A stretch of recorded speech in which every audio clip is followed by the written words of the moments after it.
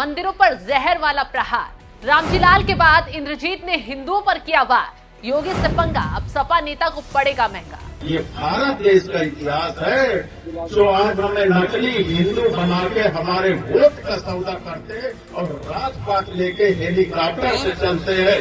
अगर भारत के मंदिरों में ताकत होती तो मोहम्मद बिन कासिम न आया होता। भारत के मंदिरों में ताकत होती तो महमूद गजनवी आया होता।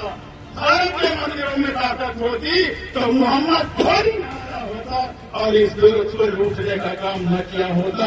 इसका मतलब मंदिरों में ताकत नहीं थी।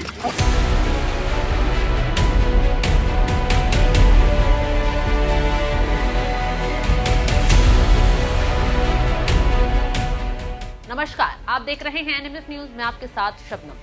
ये समाजवादी पार्टी के कद्दावर नेता इंद्रजीत सरोज हैं, जो नाम से सिर्फ हिंदू हैं लेकिन काम से हिंदू विरोधी हैं, जो मुसलमानों के लिए लड़ जाएंगे लेकिन बात हिंदुओं की आएगी तो न सिर्फ जहर उगलते नजर आएंगे बल्कि मंदिरों के खिलाफ भी विवादित टिप्पणी कर बवाल भड़काएंगे। ना आका को फर्क पड़ेगा, ना पार्टी के बाकी नेताओं को।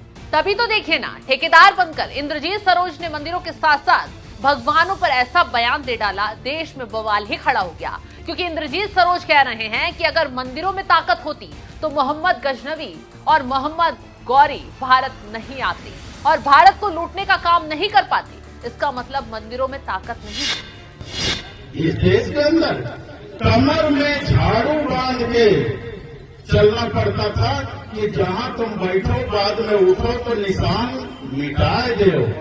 पैर में चीथड़े पुराने कपड़े बांध के चलना पड़ता था जिससे तुम्हारे पैर के निशान मिटते चले जाएं, दूसरे का पैर न पड़े। ये भारत देश का इतिहास है जो आज हमें नकली हिंदू बना के हमारे वोट का सौदा करते और राजपाट लेके हेलीकॉप्टर से चलते हैं। अगर भारत के मंदिरों में ताकत होती तो मोहम्मद बिन कासिम न आया होता। भारत के मंदिरों में ताकत होती तो महमूद गजनवी आया होता। भारत के मंदिरों में ताकत होती तो मोहम्मद घोरी आया होता और इस दुर्ग को लूटने का काम न किया होता। इसका मतलब मंदिरों में ताकत नहीं थी। अगर ताकत है तो सत्ता के मंदिर में ताकत है कि बाबा अपना मंदिर छोड़ करके आज सत्ता के मंदिर पर विराजमान है, हेलीकॉप्टर पर चलने का काम करते।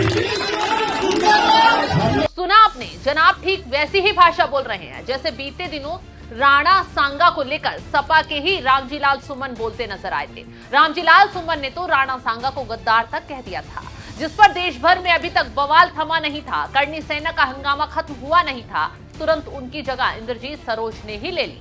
मुगलों के मसीहा बनकर कह दिया, मंदिरों में ताकत होती तो मुगल भारत नहीं लूटते, अगर ताकतवर होते तो मुसलमानों को श्राप दे देते। मंदिरों की ताकत पर हमने जो कहा था कि जो है 712 ईस्वी में मोहम्मद बिन कासिम इस देश में आए, जो विदेशी आक्रांता थे, अरब से चलकर आए थे और यहाँ लूट के चले गए। मोहम्मद बिन महमूद गजनवी आए, अफगानिस्तान से चल के आए और सोमनाथ मंदिर में उन्होंने 17 बार आक्रमण करके लूट कर चले गए जो है। और फिर मोहम्मद गौरी इस देश में आए, वो भी लूट के जब पहला मुस्लिम शासक जो था वो मोहम्मद गौरी था जो है। तो यहाँ के देवी देवता या भगवान क्या करते रहे जो है, श्राप दे देना चाहिए। मुसलमान भस्म हो जाते, मर जाते जो है, अंधे हो जाते, लूले लंगड़े हो जाते, अपाहिज हो जाते। इसका मतलब जो है कुछ न कुछ तो है जो है कमी है। हमारे देवी देवता इतने ताकतवर नहीं थे जो है, उन्हें श्राप देना चाहिए जो है। हमारे भगवान दलित पिछड़े पीडीए के लोगों के तो डॉक्टर अंबेडकर हैं और हमारे पीडीए के लोगों को डॉक्टर अंबेडकर को ही मानना चाहिए। नेताजी के बयान पर अब ये कहना गलत नहीं होगा कि सपा नेता मंदिर में विश्वास नहीं रखते हैं, भगवान को नहीं मानते हैं। तभी तो मंच पर माइक संभाल कर करोड़ों अरबों हिंदुओं की आस्था को एक झटके में कुचल कर रख दिया। और सबसे बड़ी बात तो ये है कि अखिलेश पूरी समाजवादी पार्टी को अपने बदजुबान नेताओं की हिंदुओं के खिलाफ बदजुबानी पर मजे आ रहे हैं। ना कोई विरोध कर रहा है, ना किसी को आपत्ति है, क्योंकि सियासी दुकान चलाने, वोट बैंक बनाने के लिए ये लोग अपना धर्म ईमान बेच देंगे। यही काम किया है इंद्रजीत सरोज ने भी। इंद्रजीत सरोज के बोल इतने ही खत्म नहीं हुए, जनाब तो गीता, महाभारत, रामायण, रामचरितमानस की रचना का हवाला देकर न सिर्फ सीएम योगी आदित्यनाथ बल्कि मायावती को भी आंख दिखाते नजर आए। सीएम योगी के पद पर सवाल उठाते हुए तंज कसते हुए नजर आए। गीता की रचना हो, चाहे महाभारत की रचना हो, चाहे वाल्मीकि कृत रामायण की रचना हो, चाहे रामचरितमानस की रचना हो, उस समय भारत में सूत्रों को पढ़ने का अधिकार नहीं था। सही बता रहे। उस समय भारत में सूत्रों को पढ़ने का अधिकार नहीं था। आप पढ़ लिख नहीं सकते थे। अगर आप पढ़ने की कोशिश करेंगे तो आपकी आंखें फोड़ दी जाएंगी। आप सुनने की कोशिश करेंगे तो सीधा पिघला के कान में डाल दिया जाएगा।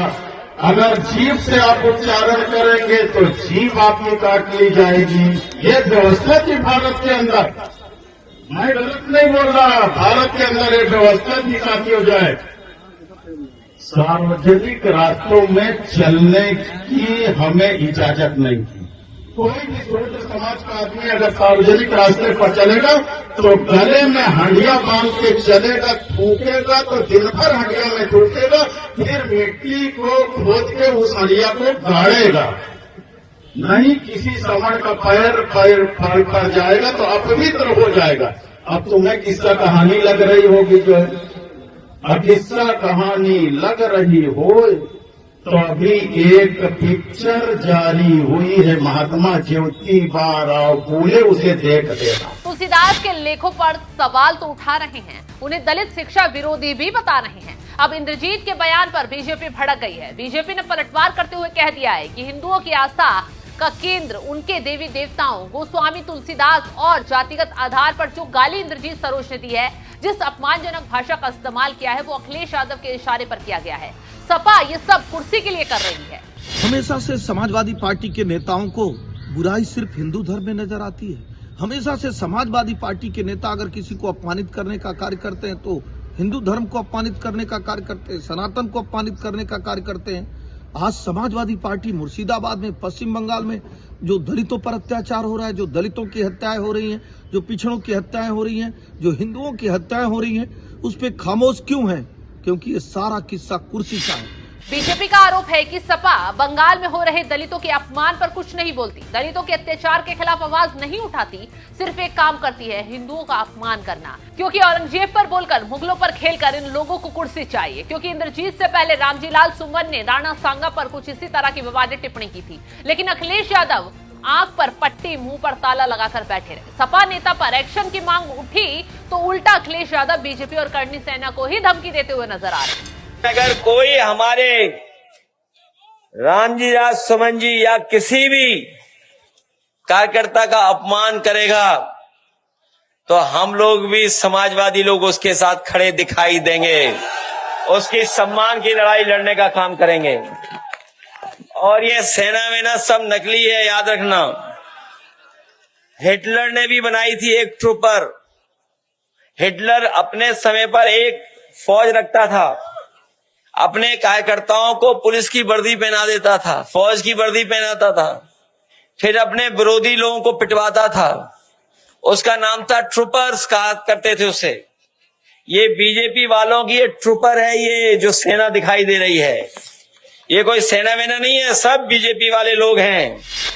अपने बजुबान नेताओं पर एक्शन की बजाय अखिलेश यादव उल्टे पक्ष में आकर खड़े हो गए हैं। चलिए अब ये भी बताते हैं कि इस बार मंदिर, भगवान और हिंदुओं पर जो निशाना अभी सपा नेता की तरफ से लगाया गया है, चलिए ये भी जान लीजिए कि आखिर कौन है इंद्रजीत सरोज।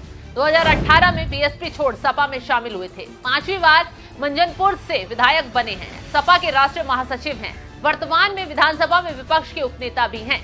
खैर, अब सपा नेता के बयान से देश भर में नया बवाल खड़ा हो गया है। न सिर्फ हिंदू भड़के हैं बल्कि बीजेपी की तरफ से भी आपत्ति जताई गई है, जिससे अखिलेश यादव बुरी तरह फंसते हुए नजर आ रहे हैं। जिस तरीके से सपा नेता इंद्रजीत ने मंदिरों को लेकर बयान दिया, उस पर आपका क्या है कहना? अपनी राय कमेंट कर हमें जरूर बताएं।